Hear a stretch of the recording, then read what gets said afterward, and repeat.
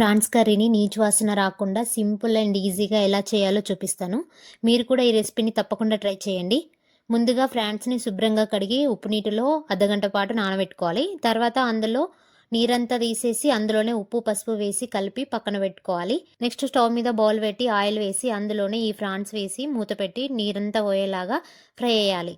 Next వేరే బౌల్లో oil వేసి అది వేడైన తర్వాత అందులో స్పైసెస్ వేసి జీలకర్ర, ఆనియన్స్, పచ్చిమిర్చి వేసిన తర్వాత అవి వేగడానికి ఉప్పు కొంచెం వేసి మంచిగా వేయించాలి. తర్వాత ఇందులోనే అల్లం వెల్లుల్లి పేస్ట్ వేసి నెక్స్ట్ అందులోనే టమాటో పేస్ట్ కూడా వేసి మంచిగా ఫ్రై చేయాలి. అవి ఫ్రై అయినాక అందులోనే పసుపు, గరం మసాలా, ధనియా పౌడర్ వేసి ఒకసారి కలిపి అందులోనే రుచికి సరిపడా కారం వేసి కారం మంచిగా వేగడానికి కొన్ని నీళ్లు పోసుకొని మంచిగా వేగనివ్వాలి. నెక్స్ట్ అందులోనే ప్రాన్స్ వేసి మంచిగా కలిపి అందులోనే మన గ్రేవీ కన్సిస్టెన్సీకి తగ్గట్టుగా వాటర్ పోసుకొని మంచిగా ఉడికించుకోవాలి. ఇలా ఉడికిన తర్వాత అందులోనే కొత్తిమీర వేసి కలుపుకోవాలి. చాలా సింపుల్ మెథడ్లో టేస్ట్ అయితే చాలా బాగుంటది. మీరు కూడా తప్పకుండా ట్రై చేయండి. అలాగే వీడియో నచ్చితే లైక్ చేసి సబ్స్క్రైబ్